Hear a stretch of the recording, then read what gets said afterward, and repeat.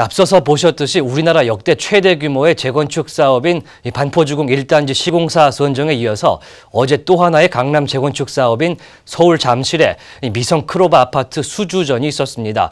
롯데건설이 GS건설을 누르고 따낸 건데 이 GS는 반포주공에 이어서 연속으로 패했습니다. 관련 내용 보도국 한치호 논설위원과 함께 이야기해 보겠습니다. 네, 안녕하십니까. 네, 일단 잠실 미성 크로바 아파트 재건축 사업자로 롯데가 선정이 됐는데요. 그렇죠. GS는 반포주공에 이어서 또 한 번 쓰디쓴 잔을 마시게 됐는데 어떻게 보셨습니까?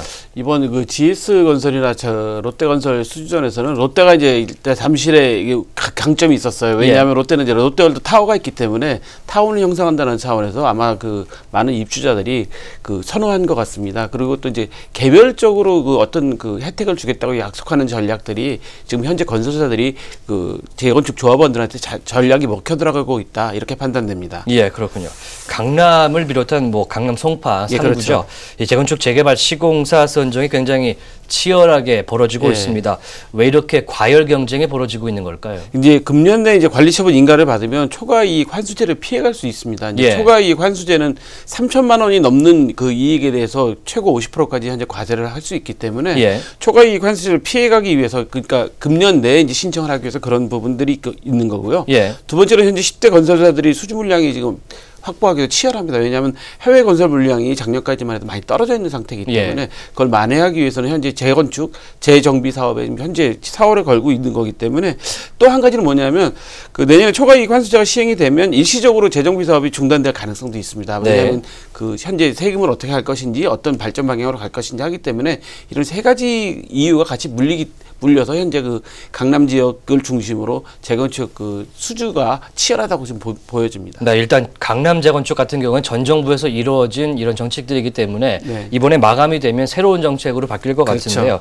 특히 강남은 강남의 재건축이라는 것이 건설사들에게는 상징성이 있지 않겠습니까? 대단한 상징성이 있죠. 이제 이번에 그 지난번 반포주공 1단지도 마찬가지고 이제 어저께 한 이제 잠실 미성도 마찬가지고 잠실은 이제 롯데가 이제 잠실 타워를 갖고 있기 때문에 상당한 강점이 있었던 거고요. 이제 15일날 한신 4지구, 반포 한신 4지구가 또 이제 시공사 선정 투표를 합니다. 여기서도 마찬가지로 롯데하고 또 GS건설이 또 한 번 맞붙게 돼 있어요. 맞붙게 돼 있는데 이게 이제 그 9천억 이상에 되는 공사이기 때문에 여기도 또 상당한 의미를 부여하고 있거든요.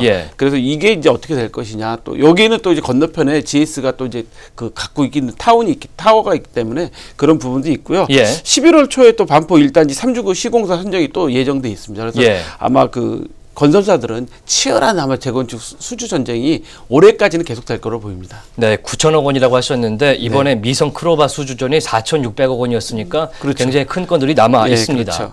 굉장히 구반포의 이 전경이 바뀔 걸로 보이는데 사실 그런데 수주전이 치열해지면서 혼탁한 뭐랄까요 양상으로 좀 가고 있습니다. 뭔가 과도한 정책을 내놓는다 이런 얘기가 많습니다. 그렇죠. 지난번에 그 이사비 7천만 원 약속했다가 정부에서 강력한 제동을 거는 바람에 취소시킨 사례도 있었잖아요. 그래서 지금 보면 과도한 이사비나 심지어는 초과이익 때문에 만약에 그 세금을 내게 되면 그것도 대납하겠다 뭐 이런 약속을 하는 건설사도 있다고 하고요.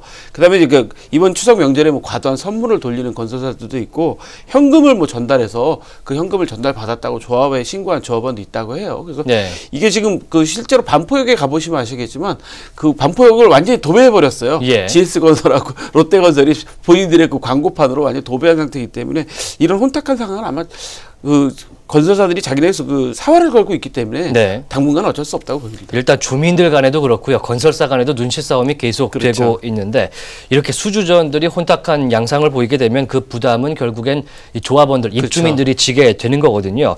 근데 그걸 모르고 계속 이렇게 가게 되나요? 어떻게? 그 정부가 아마 가이드라인을 곧 발표할 것 같아요. 그래서 아마 그 전까지만이라도 지금 현재 그 그러니까 치열하게 좀 전쟁을 벌이고 있는 것 같고요.